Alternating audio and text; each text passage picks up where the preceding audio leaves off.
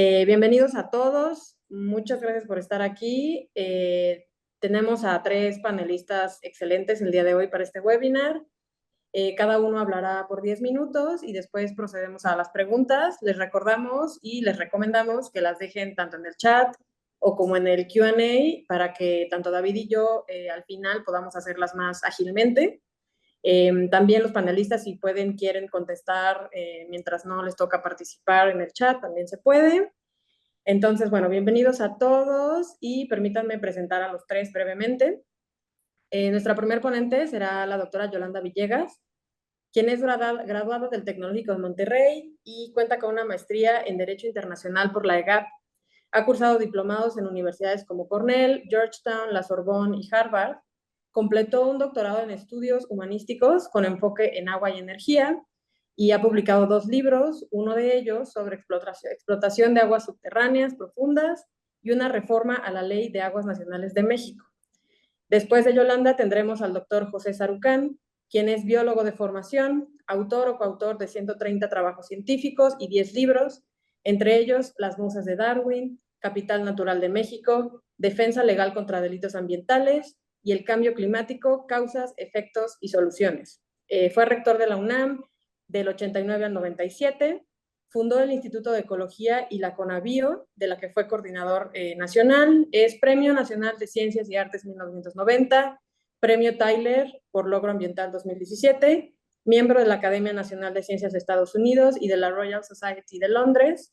Ingresó al Colegio Nacional en el 87 y actualmente es investigador emérito del Instituto de Ecología de la UNAM. Finalmente, para cerrar, tendremos al maestro en ingeniería Raúl Morales Escalante, quien es experto en recursos hídricos subterráneos y cuenta con 30 años de experiencia en temas como la gestión de recursos hídricos, geología, geotecnia y aspectos ambientales. Es académico titular de la Academia de Ingeniería de México, miembro de la Junta de Honor de la Asociación Geológica Mexicana, de la cual fue presidente en el pasado, y miembro de la Asociación Internacional de Hidrogeología Capítulo México, de la Sociedad Geológica Mexicana y del Comité del Agua del Colegio de Ingenieros Civiles de México, así como del Colegio de Ingenieros Geólogos. Bienvenidos a los tres, bienvenidos a todos. Y Yolanda, en cuanto estés lista, por favor. Muchísimas gracias, Ceci. Gracias por la invitación en ERIU. Me siento muy orgullosa de formar parte de esta comunidad que tanto ayuda a la población en general, al sector energético y bueno, ahora también al sector hídrico, y también muy honrada de estar el día de hoy con Raúl Morales y con José Sarucán, que son grandes en este tema. Entonces, con mucha humildad voy a proceder el inicio de la presentación. Yo les voy a hablar un poquito de algo que de hecho esbozó la UNAM sobre el manejo sustentable del agua en el Valle de México. Y en este tenor, digamos, me gusta siempre empezar con el fenómeno de estudio visto desde los datos duros. Aquí tenemos que la extracción intensiva en la cuenca del Valle de México del agua subterránea ha generado en general hundimientos de hasta 15 metros de profundidad durante los últimos 100 años. Luego entonces existen más de 4.000 pozos existentes para distintos usos en la cuenca también de México, y tenemos una pérdida anual de volumen más o menos almacenado en la reserva subterránea estimada entre 700 y 800 millones de metros cúbicos. De hecho, esta cantidad equivale, para darnos una percepción, a una torre de 25 kilómetros de altura sobre la plancha del Zócalo cada año. Más de 3/4 partes del agua de las fuentes las destinamos a uso doméstico y a los usos urbanos que son asociados, pero, y aquí viene una cantidad que seguro les va a deslumbrar, se estima una pérdida de más del 40% debido a fugas en las redes. Ahí tenemos una gran área de oportunidad, no solo en la cuenca del Valle de México, sino a nivel país, justamente por la falta de mantenimiento en infraestructura que hemos tenido en los últimos 50 años. El agua subterránea es la principal fuente de abastecimiento en el Valle de México, donde aproximadamente corresponde al 76% y se extrae de acuíferos que ya están sobreexplotados. Estimamos además que tenemos una cobertura del 97% de agua potable en el Valle de México, lo cual es muy bueno según los índices internacionales. Ya entraremos un poquito más a detalle durante el conversatorio con mis compañeros. Y la Ciudad de México tiene una cobertura de aproximadamente 60% en las tomas de micromedición. De hecho, cuando vislumbramos, por ejemplo, el uso agrícola, el agrícola de riego es una actividad que nada más nos consume 15% de agua de las fuentes, porque existen 2 pequeños distritos de riego. Solo se aprovecha un poco más del 25% del agua superficial, es decir, el caudal que escurre por la superficie en la cuenca del Valle de México, y En la Ciudad de México existen actualmente más de 250 plantas de tratamientos industriales y comerciales que descargan el agua tratada en esta red de alcantarillado, la cual obviamente podría utilizarse para el reuso de áreas verdes, entre otras propuestas, pues que también los estudiosos del agua hemos esbozado en los últimos años. Para el 2050, estimamos que vamos a tener una población de 26.535.000 personas tan solo en el Valle de México, y este dato retoma mucha relevancia para el sector hídrico de la región porque seguimos creciendo a pasos agigantados. Ahora, para irnos un poquito a la historia en este tema, entre 1966 y 1992 se autorizó la creación de ciertos pozos de extracción en los municipios del Estado de México, y una parte importante de la operación actual de la red se realiza por medio de tandeos. Básicamente tenemos un promedio de 12 horas, lo cual es bastante significativo. Y la urbanización, ¿se acuerdan que veíamos en la primer filmina el tema agrícola? Pues ha ido disminuyendo poco a poco las áreas de cultivo. Entonces, cuando vemos, digamos, una progresión, en 2022 solo se sembró entre el 42 y el 50% de la cantidad de hectáreas que en su momento se sembraron en el año 2000. Este dato es bastante relevante también cuando unimos la seguridad pues agrícola con todo este tema del agua. En la zona metropolitana del Valle de México tenemos 77 parques o desarrollos industriales, y en promedio el volumen de agua por año por cada uno de los 22.5 millones de habitantes es de 83.4 metros cúbicos, un valor que es bastante bajo considerando pues los promedios que tenemos por habitante por año, que van de los 3.660 metros cúbicos. También un dato histórico relevante que me gusta vislumbrar en este momento es que en el sismo de 1985 más de 5 millones de personas se quedaron sin agua. Es decir, también estos fenómenos como los sismos pueden afectar en la cuestión del suministro de agua en la población. El reuso de agua, fíjense, este también es un dato que a mí me causa bastante shock, es solamente el 7% de la demanda de agua, es muy, muy, muy poco. Y existen 22 presas de regulación en el Valle de México. Ahora, de los años 2019 al año 2022, y este dato me encanta darlo en las presentaciones, porque el sistema de captación de agua de lluvia debe de ir acrecentándose poco a poco. Entonces, fíjense cuánto se beneficiaron en 2022, que nos podrá parecer una cantidad menor, pero en realidad es el futuro también. Son 52.000 hogares tan solo en este periodo de 3 años. Y el potencial de cosecha de lluvia anual, pues realmente nos podría ayudar a reducir un 26% de la explotación de los acuíferos en la Ciudad de México, que obviamente están sobreexplotados. Ahora, para irnos en el antecedente histórico, realmente toda la historia que tenemos en la cuenca del Valle de México siempre han estado presentes los conflictos relacionados con el agua, siguen estando, y desde los inicios que tuvimos como un lago que inundaba estas ciudades hasta convertirse en una metrópoli que era propensa a estas inundaciones debido justamente a la ubicación en la cuenca cerrada, sin cuerpos de agua naturales para contenerlas, pues ha estado presente y sigue estando presente incluso en los hundimientos que vemos al día de hoy, que vamos a llegar a eso. En el aspecto histórico, y este dato también pues me parece muy, muy bonito, hace aproximadamente 600.000 años, esta cuenca de México pues drenaba hacia el Océano Pacífico, y debido a toda una actividad volcánica en la región, la cuenca se convirtió en una cuenca cerrada que dio origen a un gran lago. Entonces, estas crónicas más antiguas que tenemos, donde se describía este lago como un mar rodeado de montañas, pues con el paso del tiempo que ha pasado, pues la región ha experimentado una multiplicidad de cambios bastante significativos por la influencia que tenemos como civilización, y esto ha impactado en el ciclo hidrológico y en todo el ecosistema. Entonces, sí somos nosotros los que hemos estado impactando todo este ciclo hidrológico, pues en la Ciudad de México, en el Estado de México y en esta cuenca. Y este proceso histórico, fíjense, esta es una imagen real de cómo estamos actualmente, pues ha contribuido en una gran medida a todos los problemas que estamos enfrentando, a todos los retos y áreas de oportunidad que tenemos en este recurso hídrico en la región. Y esta transformación de la cuenca, digamos, de un lago cerrado a esta zona densamente poblada, pues ha afectado todo el tema de la disponibilidad del agua, su calidad, la dinámica normal o natural de los ecosistemas acuáticos y terrestres, y por supuesto que la gestión adecuada del agua va a implicar que veamos los antecedentes geológicos, históricos, culturales, para que podamos abordar de mejor manera estos desafíos que tenemos en cuanto a la sostenibilidad y un manejo efectivo y eficiente, y sobre todo integral, ¿no? Porque en la práctica internacional ya se habla de la gestión integrada del agua, que México la ha suscrito, pero que en la práctica creo que todavía tenemos mucho que hacer. Y ya me voy a ir muy rápido, me quedan 3 minutos para darle paso a mis compañeros, pero básicamente en el Valle de México, pues también tenemos el tema, como les decía hace un par de filminas, del conglomerado de población, ¿verdad? Es una región única en el país y también en el planeta. Tenemos actualmente 22 millones de habitantes, creciendo hacia la cantidad que mencionamos también hace un par de filminas, y es una cifra mayor que la mayor parte de la población de los países latinoamericanos. Entonces, esta población, que además tenemos una altitud de 2.200 metros, donde tenemos también una zona de sismicidad y un lecho y riberas de lo que fue antes un gran sistema lacustre, pues son elementos que debemos de tomar en cuenta en cuanto a características geográficas, demográficas, geológicas, esta región que es bastante extraordinaria desde el punto de vista ambiental y urbano, la alta densidad de la población, para poder mitigar todos estos riesgos que son naturales a la región y para conservar el ambiente. Entonces, para cerrar esta presentación preliminar, pues tenemos una problemática que a lo largo del tiempo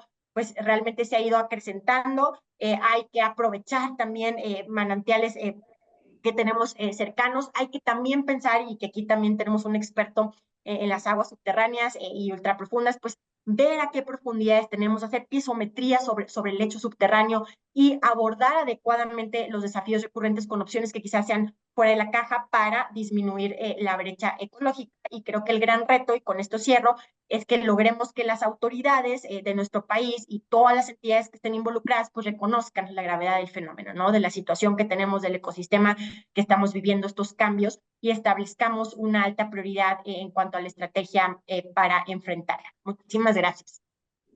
Muchísimas gracias, Yola. Perfecto, pues ahora podemos pasar con José, doctor Sarucán, si puede presentar, dígame si tiene problema. No, creo que no tengo problema, pero ya está la... A ver, quítenme eso. Elsa nos ayuda. Eso es. Y bueno, a los que se conectaron un poquito después, les recordamos que dejen sus preguntas en el Q&A o en el chat, y ya al final ahí las hacemos en conjunto. Muchas gracias por la invitación a este panel, a discusión y también a difusión del conocimiento acerca del el agua en general, no nada más de esta ciudad. Y aunque dije que yo me iba a concentrar a México, México país, en realidad lo que voy a decir es perfectamente aplicable a cualquier parte del mundo, porque por las razones que van a ver ustedes aquí. Todavía no vemos la presentación. ¿No ven la presentación? Caray. No sé si no esté... No, pues está en mi pantalla, está completamente. Nosotros no la vemos.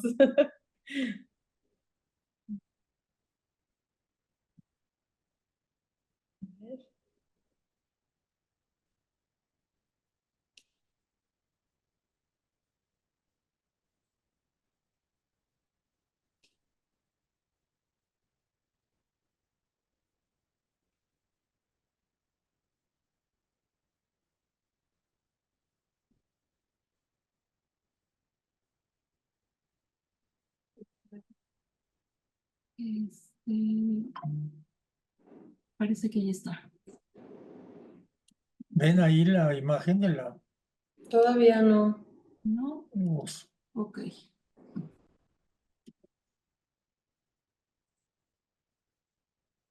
Ahora sí, ya solo faltaría ponerla. sabe, la hacemos grande. Eso, excelente. Adelante. Gracias, muy bien. Quiero empezar por una cuestión que es fundamental para el agua, no nada más en México, sino en todo el planeta. Y es los servicios que los ecosistemas, bosques, selvas, praderas, matorrales, etcétera, nos proveen. Y hay dos que son absolutamente centrales. Estos dos: oxígeno, por la producción de oxígeno en el proceso de fotosíntesis, sin el cual no podemos vivir mucho tiempo.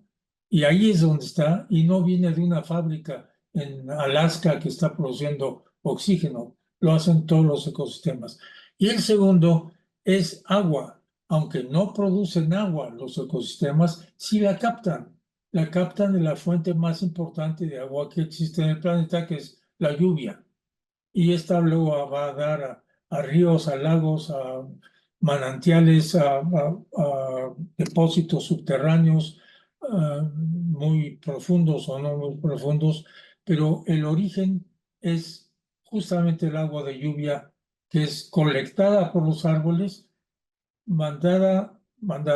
permitida que se filtre en el suelo y que además mantenga el suelo vivo de la mejor manera y después se produzcan los manantiales, los ríos, los lagos que tenemos. ¿Y por qué pongo esto? Porque es fundamental entender que el inicio de este ciclo empieza ahí y no en otra parte. Este planeta se llama Tierra por una cosa que yo no sabía, pero lo acabo de ver, porque viene de la palabra en alemán Erde, que quiere decir piso, suelo. Y en un tiempo en el que la gente pues no tenía la menor noción de que vivía o vivíamos en un planeta. Cuando se empezaron a dar los nombres de los planetas, se usaron nombres de dioses y diosas griegas, y en este caso, Erde se volvió Earth, que es tierra, en el sentido, en la traducción, y que realmente es un muy buen nombre, como ustedes pueden ver, porque es una imagen de la tierra sin agua. ¿Y cómo sabemos cómo se sacó el agua? Es un experimento hecho muy astutamente por las gentes del Servicio Geológico de los Estados Unidos, en el que trataron de calcular cuánta agua había en el planeta. Y lo hicieron sacando toda el agua, la subterránea, la de los glaciares, la de los lagos, toda el agua, el mar, desde luego, y incluso el agua que tenemos los seres vivos. Acuérdense que somos 70% agua, nosotros. Bueno, todo eso fue una especie de sustracción y ponerla junta. Y eso junto es esa esfera azul que ven ustedes ahí en comparación con el tamaño de la Tierra. De tal manera que finalmente Tierra no era un mal nombre para este planeta en vez del planeta azul, que es azul pero solamente de cierta manera superficial. Bueno, esa es toda el agua que hay, toda, de todos tipos. Y estos dos círculos que siguen, el más pequeño, el globito, es el agua dulce, el agua fresca, o como lo que queramos llamar, que hay en el planeta. Y quise poner ese cuadrito porque muchas veces no se puede ver dependiendo de las pantallas o la proyección. Dentro de ese cuadro está otro más pequeño, que es el agua disponible, el agua fresca disponible a la humanidad. Entonces, yo a veces me pregunto si quienes usan el agua de manera irresponsable tienen una idea de la proporción de agua que tenemos en el planeta, y no voy a meter cómo se usa ni nada de este tipo porque no es el punto. Yo quiero irme al ciclo del agua como una cuestión que tenemos que proteger. La mayor parte de esos ecosistemas se han modificado, una gran parte se han modificado para un fin, que es producir alimentos. Y en el caso de México, estas son todas las selvas que existían en 1800, estas son las que hay ahora. Y pongo las selvas nada más, lo voy a hacer con otros, no quiero usar más tiempo, pero ven ustedes la gigantesca reducción y de selvas que estaban mucho en las zonas altas de las montañas y que son las cabeceras de las cuencas donde esta agua se capta.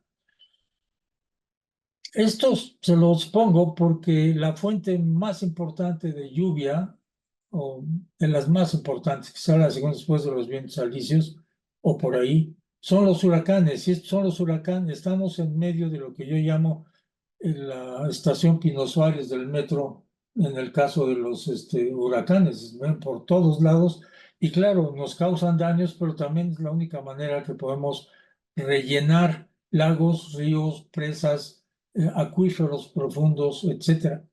Y para esto, pues lo que pasa es que tenemos que cuidar las cabeceras de las cuencas y las cuencas mismas. Esto es el efecto de un huracán en Chiapas, no hace tanto tiempo, hace 20 años.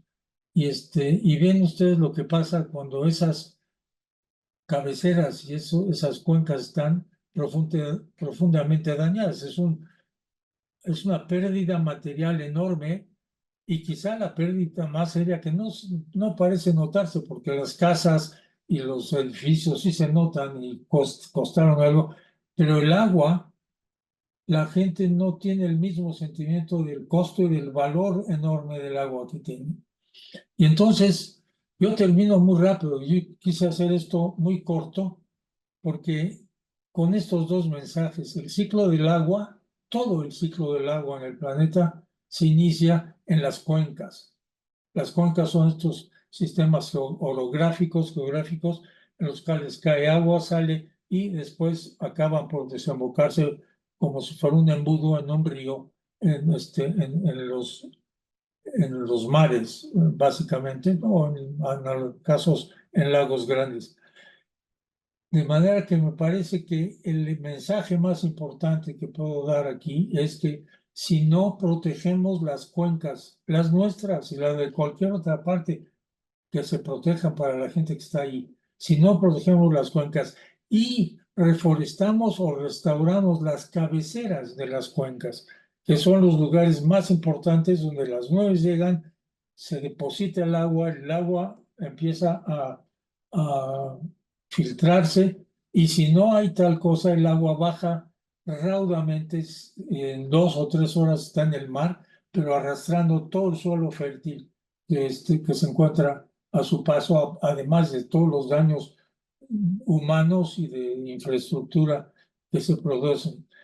De tal manera que mi historia se acaba aquí y yo creo que el mensaje que yo quisiera que todos nos lleváramos a casa es que o mantenemos las cuencas de nuestro país, y me estoy refiriendo nada más a México, en buen estado, bien mantenidas, bien cubiertas, y pagándole a las gentes cuyos territorios, las gentes que tienen ecosistemas, que es su patrimonio, pagándoles por el servicio del mantenimiento de esa cobertura que permite tener agua, y de tal manera que realmente los mantengan, no los conviertan en otros usos del suelo, o no vamos a poder tener agua en serio para pues, las generaciones que siguen, las 3 o 4 generaciones que siguen en 50, 100 años a distancia. Este es mi mensaje y no quiero extenderme más para dejar espacio para preguntas. Y nuevamente, gracias por la invitación de estar con ustedes. Muchísimas gracias, doctor José. Perfecto, pues entonces podemos pasar con Raúl. Dime si puedes presentar, si no creo que también desde aquí yo puedo. Ahí vamos, muy bien. No, pues es un mensaje muy conciso, doctor, muy real. Muy bien. Bueno, nos pidieron ser concisos. Exactamente, lo agradecemos muchísimo. Sí, así fue. Excelente, ya se ve la presentación, Raúl. Muy bien. Bueno, yo también agradezco el haberme invitado a esta presentación. Veo algo muy importante en la presentación y es el hecho de que estamos participando personas con diferentes formaciones académicas y eso es fundamental. El agua es un recurso que requiere la participación de todos, con todas las formaciones académicas, porque involucra una gran cantidad de vértices diferentes. Bien, entonces empecé por mostrar una imagen de América Latina en donde dice que qué porcentaje de las reservas de agua se ha utilizado en América Latina.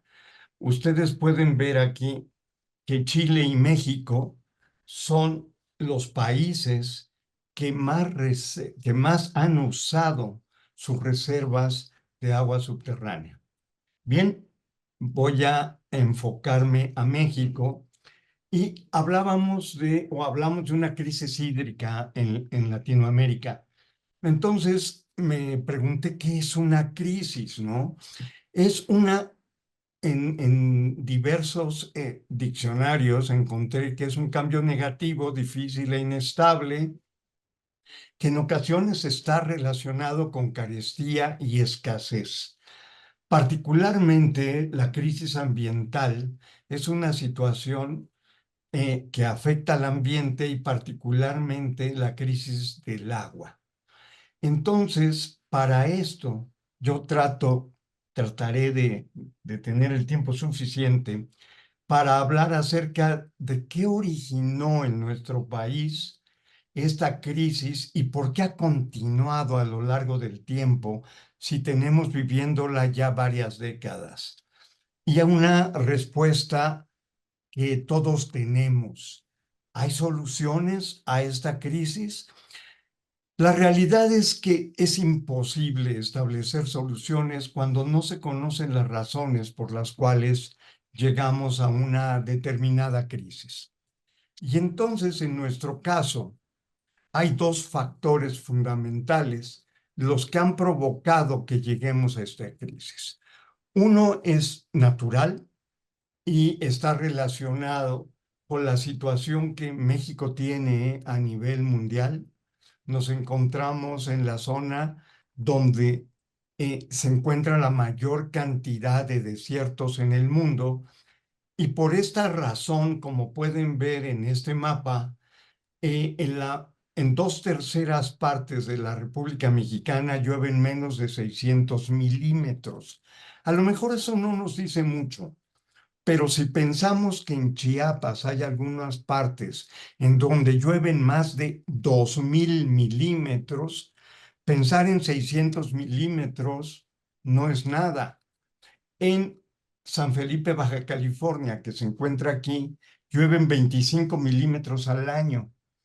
Dicen que hay niños que tienen 5 años que nunca han visto la lluvia y que cuando por primera vez les toca que llueva, lloran porque no saben qué es eso.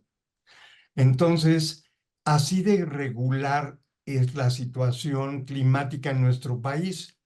Desafortunadamente, en la parte más seca de nuestro país es en donde se localiza la mayor población del mismo y donde se genera la mayor cantidad del Producto Interno Bruto. Esto es grave.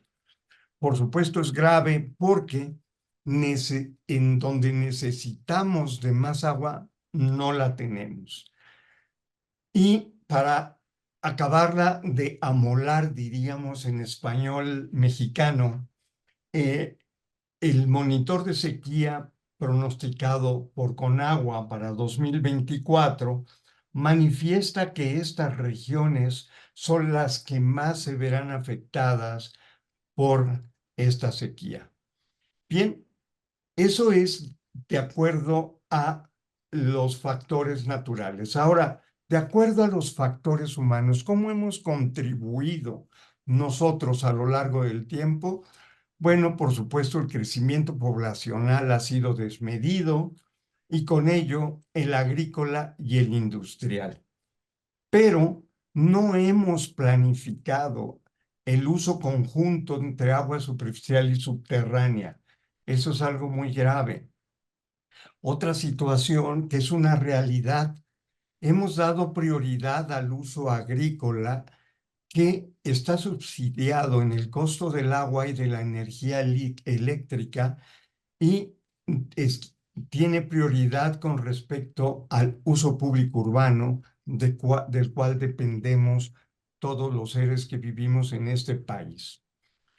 Pero además, en cuestiones agrícolas, gran parte de los distritos y unidades de riego, la superficie no está tecnificada y esto representa que perdemos una gran cantidad de agua, como pueden ver aquí abajo, porque regamos por métodos tradicionales que provocan inundaciones, evaporación y poca eficiencia en el uso del agua. Esto se agrava cuando analizamos con datos de Conagua y de la Secretaría de Agricultura cuál es la superficie total en el país dedicada a la agricultura, y vemos que de los 2 millones de kilómetros cuadrados que aproximadamente tiene el país, del orden del 3 al 3,5% es la superficie dedicada a agricultura.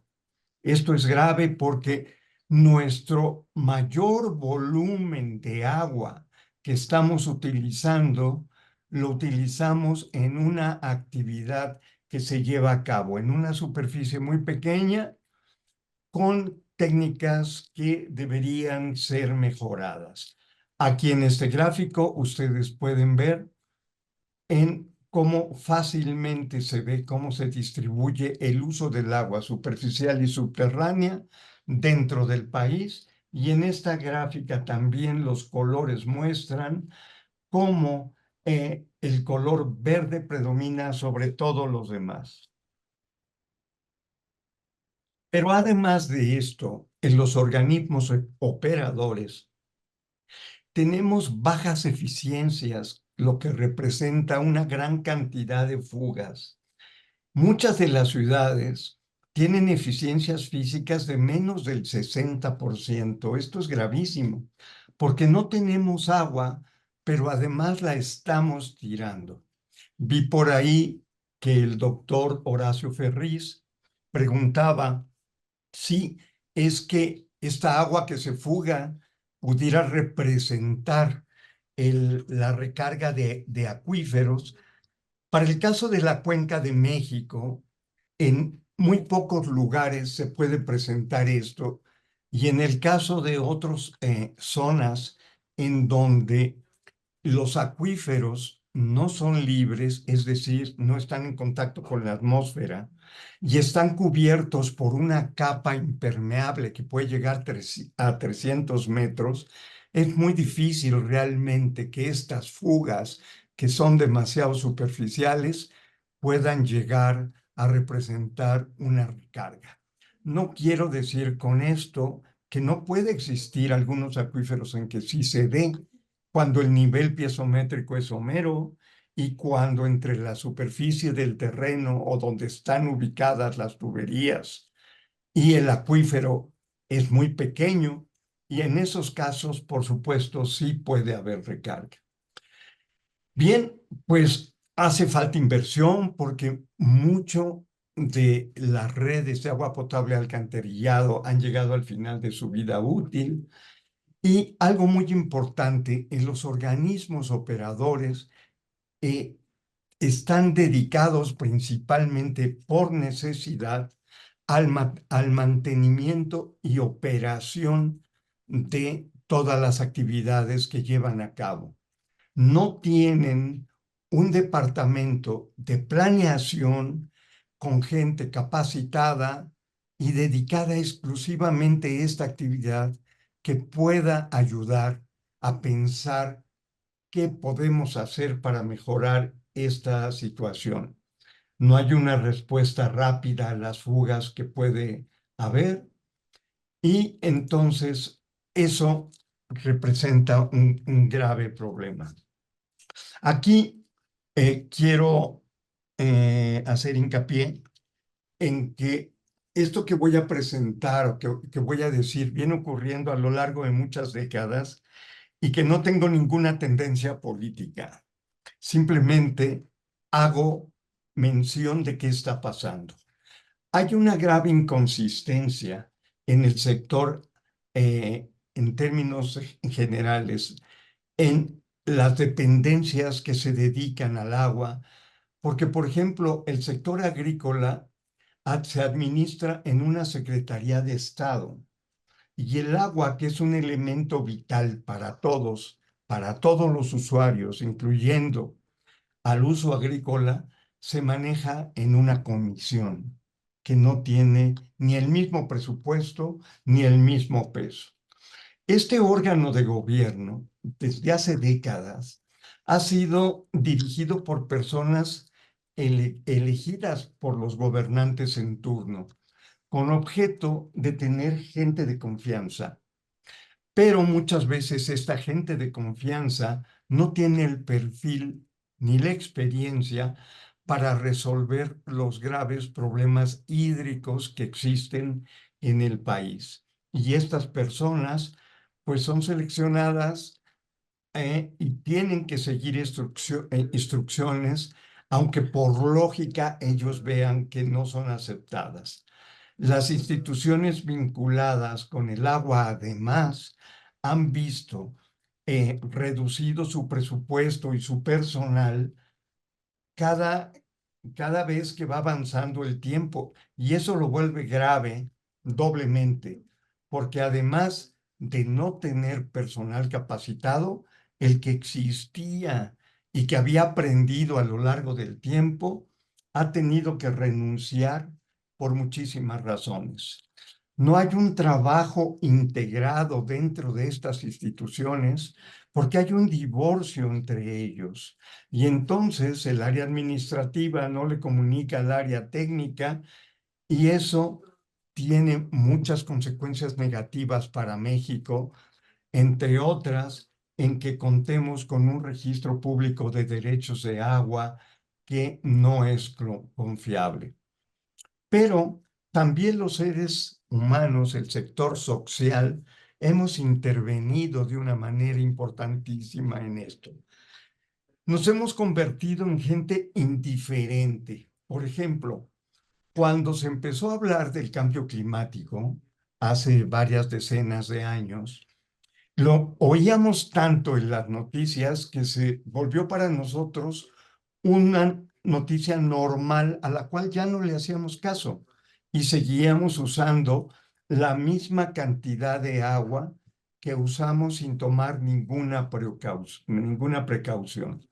En el 2015, cuando Ciudad del Cabo, en Sudáfrica, fue la primera ciudad en vivir el día cero, no se tomaron ninguna medidas en México y estuvimos muy lejos y seguimos estando muy lejos de usar 100 litros por persona y día, que es lo que recomienda la Organización Mundial de la Salud, y evaluaciones realizadas por diferentes instituciones han manifestado que en el centro de la República se usan del orden de 182 litros por habitante y día.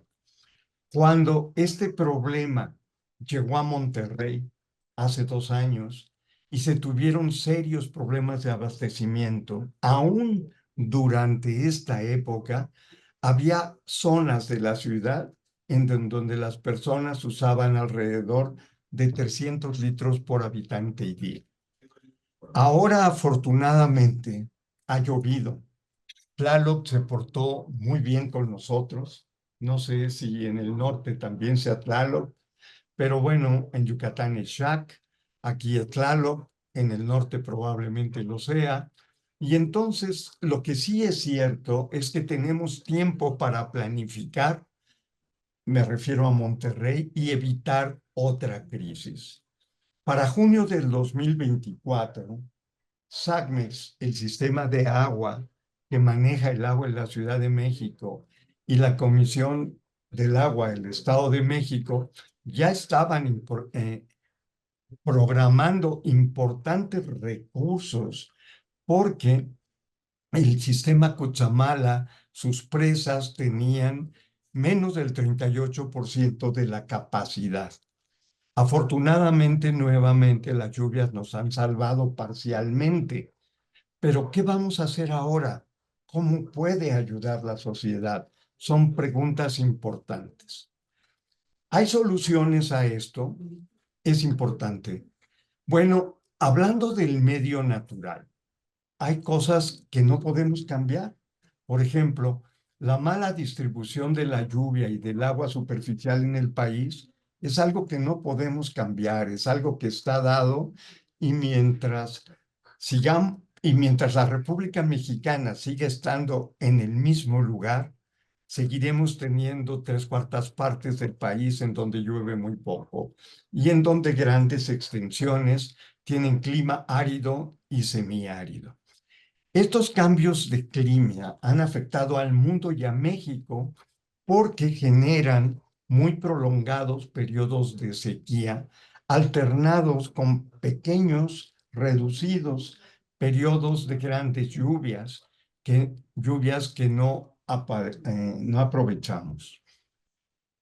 Esto que estoy platicando no se puede predecir, porque si hay algo que no se puede predecir, es el clima de una región. Y lo hemos vivido todos. Nos ha llovido en el día de campo. Bien, ¿qué es urgente que los seres humanos hagamos?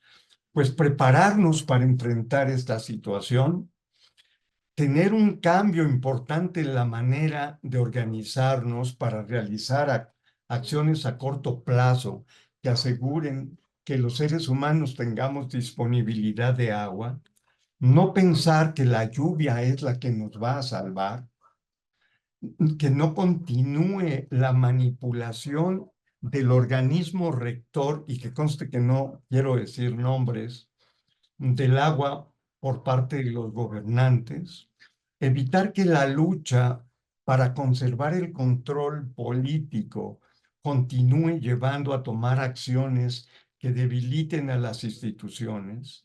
Y algo muy importante, que grupos de profesionales vinculados con el agua, o sea, todos nosotros, actuemos unidos para poner en marcha las acciones que hemos identificado. Hay que considerar que es igualmente importante la participación de los biólogos químicos, del factor legal, ingenieril, del aspecto social y económicos, y que debemos promover juntos acciones conjuntas. Tenemos que detener que se siga aprovechando la desorganización que hay para que no siga usándose el agua de una forma no sustentable y no sostenible. Con esta imagen termino y quiero que vean que sí hay soluciones. Por ejemplo, desde el punto de vista organismos operadores, podemos mejorar la situación actual de las plantas de tratamiento de aguas residuales, llevar el nivel de tratamiento a nivel terciario y seguir, por ejemplo, seguir el ejemplo que se ha llevado a cabo en California, en donde llevan el nivel de tratamiento a nivel terciario, pasean el agua, la llevan, la bombean, la llevan hasta presas, desde estas presas la mueven por ríos, de ahí la abastecen a los seres humanos, para que los seres humanos no estén pensando que están tomando agua del efluente directamente, es decir, directamente de la planta de tratamiento. Hay que buscar que la población reduzca su consumo a lo que la Organización Mundial de la Salud establece. Incrementar la eficiencia física, por supuesto, de los organismos operadores, tecnificar el riego. Hay que saber qué superficie está sujeta a un riego inadecuado, tecnificarla. Y hay algo muy importante. ¿Sabían ustedes que el agua de retorno agrícola, es decir, la que no es consumida por la planta, la que no se infiltra hacia el subsuelo, se mueve a través de canales a través de drenes agrícolas? Pues en ningún distrito de riego se mide la cantidad de agua que se mueve por estos drenes agrícolas. Si el 76% del agua se utiliza para agricultura, imaginen que una gran cantidad de agua sale a través de los drenes agrícolas. Hay un solo dren, el Morillo, que está en el distrito de riego número 26 en Tamaulipas, que mueve 3 metros cúbicos por segundo.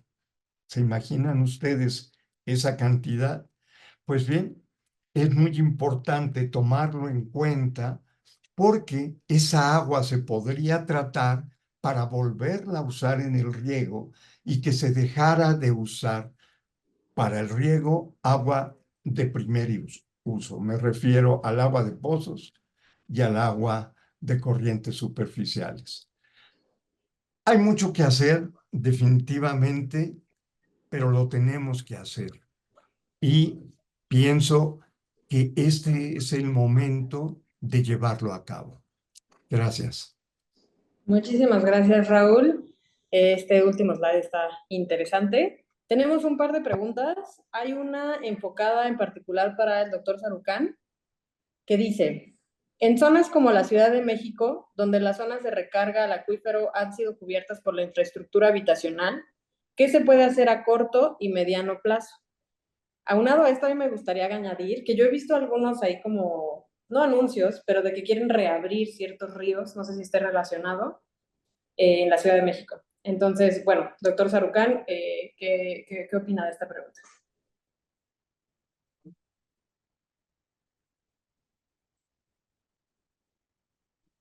Creo que está en mute.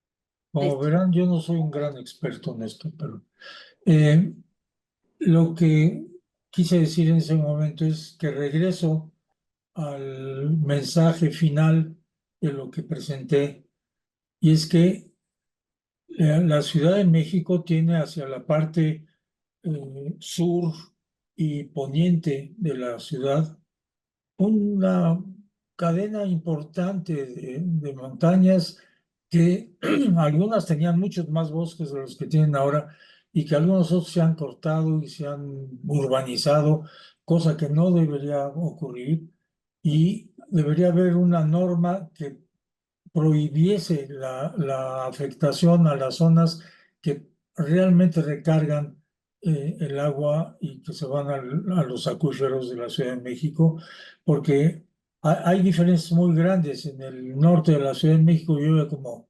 250 a 300 milímetros, en el sur llueve aproximadamente el triple o el cuádruple de eso, y es ahí donde está cayendo la mayor cantidad de agua que debería ser canalizada. Yo pienso que debería haber también un mecanismo de colecta de agua de lluvia. Es muy difícil hacer eso en edificios, pero se puede hacer mucho en casas unifamiliares, en donde el agua de lluvia se colecta en los techos y se lleva a aljibes. La Ciudad de México, originalmente en la colonia, vivía fundamentalmente del agua de lluvia que era recogida en los techos y que se mandaba a aljibes. Aljibe es una palabra árabe, que ahora ya supongo que muchos no lo tienen. Hemos perdido esa sensibilidad y yo creo que habría que cambiarla. Y desde luego uno de los puntos muy importantes que se acaban de comentar ahora por Raúl es que la mayor parte del agua del país se dedica a la agricultura de manera muy ineficiente por la forma como se distribuye. Los agricultores no pagan lo que deberían pagar por esa cantidad de agua, lo que es un subsidio brutal a la producción agrícola, y además no se mide lo que están usando las gentes. Yo creo que ahí hay mucho campo para hacerlo, pero no tiene que ver con la Ciudad de México, pero es un poco este contrasentido en el que vivimos en este país.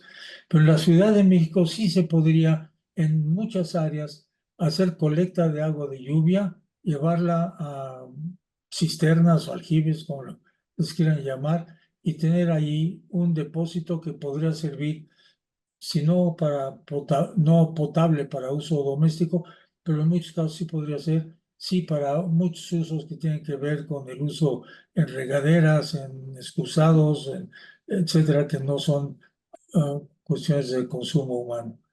Y desde luego el tener conciencia de que una regadera de 5 minutos sería suficiente para asearse, y no los tiempos que uno conoce de amigos y que se quedan cantando en la ducha, aunque la dicha sea mucho en la ducha, pues es muy cara la dicha que se expende ahí con el agua que se pierde. Hay muchos hábitos que tenemos que cambiar, sin duda alguna, y no importa si tenemos agua suficiente o no, es una cuestión fundamental de ética en el uso de nuestros recursos naturales. Muchísimas gracias, doctor Sarucán. Pues quedan varias preguntas, pero en realidad tenemos poco tiempo. Entonces me gustaría un poco conglomerarlas. Creo que la mayoría apuntan un poco a, existe ya mucho la tecnología, existen ideas, pero ¿cómo conjuntamos, cómo logramos que sociedad civil, gobierno, industrias, ¿no? Cada una de estas áreas, cómo pueden avanzar? Entonces, si les parece, puede cada uno en 2, 3 minutitos contestarlo, empezando con la doctora Yolanda. Sí, claro. De hecho, la UNAM ya realizó estudios y creo que también el tema es económico, es decir, para poder mejorar la situación en la cuenca del Valle de México, estaban hablando de una inversión aproximada de 28,000 millones anuales por X número de años. Entonces, sí es un tema económico, por otro lado, también es una cuestión de voluntad política en este respecto, de conciencia, como está mencionando el doctor Sarucán. Y, por ejemplo, si ponemos algún énfasis en el sector agrícola, también todo este tema de tratamiento de agua, etcétera, muchos agricultores todavía, digamos, falta esa concientización y esa educación a los agricultores para que quieran usar esta agua tratada, porque como ya no tienen los minerales y otras cuestiones a los que ellos están acostumbrados para sus cultivos, también se vuelve un poco difícil. Y otro de los temas que tomaba también el doctor Raúl Morales en cuanto a los niveles de disponibilidad del agua, a mí me parece muy interesante esta cuestión de la ronda inequitativa de agua que tenemos en el país, donde también el 80% del Producto Interno Bruto lo produce en la zona que no tiene agua disponible para su seguridad alimentaria, para los usos domésticos, para los usos consultivos, entre otros. Entonces, sí sería importante ver qué tipo de infraestructura o qué tipo de opciones fuera de la caja, como el aprovechamiento en las aguas subterráneas ultraprofundas, más allá de los 400 metros, incluso a los 3,000 metros de profundidad, que ya hay regiones en el país que se han explorado y que incluso en estados de los Estados Unidos como California, como Texas, como Dakota, ya han tenido esta exposición con nuevas tecnologías para extraerla. Muchas gracias. Muchas gracias, Yolanda. Doctor Sarucán, no sé si le gustaría dar un también resumen para esa pregunta. Sí, sí, muy rápido también. Yo creo que sí hay espacio para ciertas aplicaciones tecnológicas y demás, pero el,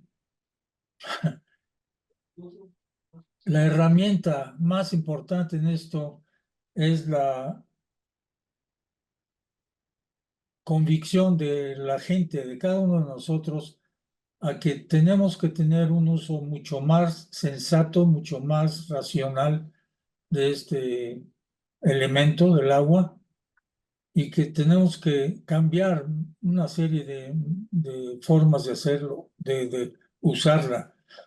El otro problema que no se ha mencionado aquí, yo no lo toqué, pero estoy muy cercano a es la calidad del agua que llega a las casas. Y esa calidad debiera ser cuidadosamente reportada a todos los usuarios de tomas de agua en el país. No lo es. La gente tiene desconfianza, a pesar de que muy probablemente están recibiendo agua de los organismos operadores en razonables buenas condiciones de salud. Y en paradoja enorme de esto, el país que consume más agua embotellada en el mundo es México. Yo sé que hay zonas donde no llega agua potable, eso se puede entender, pero que en Monterrey, donde sí pueden tener agua muy buena y la están teniendo, y en Torreón, que tienen buen agua, el consumo de agua embotellada sea igualmente grande, me parece algo que es verdaderamente ilógico cuando el metro cúbico de agua embotellada, del agua que se compra en garrafones o botellas, cuesta más de 1,000 pesos más por que el agua que recibe la gente en su casa. Y esto tampoco está muy claro en la forma de operar estas cuestiones. Yo creo que hay que poner un énfasis muy grande, sí, en el abasto de agua suficiente, pero sí también en el abasto de agua que sea adecuada, sana y útil para consumo sin problemas por toda la población. Claro que sí. Maestro Raúl, 2 minutitos de conclusión. Sí, se me hace muy interesante lo que comenta la doctora Carmen Julia. Es una mujer con gran experiencia, trabaja en un organismo operador. Ella comenta que ya se ha hablado mucho acerca de estas soluciones, como las que yo planteé. ¿Por qué no se han llevado a cabo? Es su pregunta. Yo creo, mi punto de vista es que no se han llevado a cabo porque la sociedad no hemos hecho nuestra labor para exigir que se lleven a cabo. Realmente, el problema grave es la falta de liderazgo, la falta de gobernanza en este país. Mientras todos los gremios que estamos preocupados por la falta de agua, la falta de abastecimiento, no nos unamos para trabajar de forma conjunta, para proponer cambios concretos, el cómo y el de qué manera, para ayudar al gobierno, porque no nada más se trata de criticar, ¿sí? Hay que criticar, pero hay que dar la solución, y eso lo podemos hacer si tuviéramos la voluntad de reunirnos. También comenta la doctora Carmen Julia y la doctora Villegas de que el factor económico es fundamental. Yo estoy totalmente de acuerdo, pero no hay agua más cara que la que no se tiene, número uno.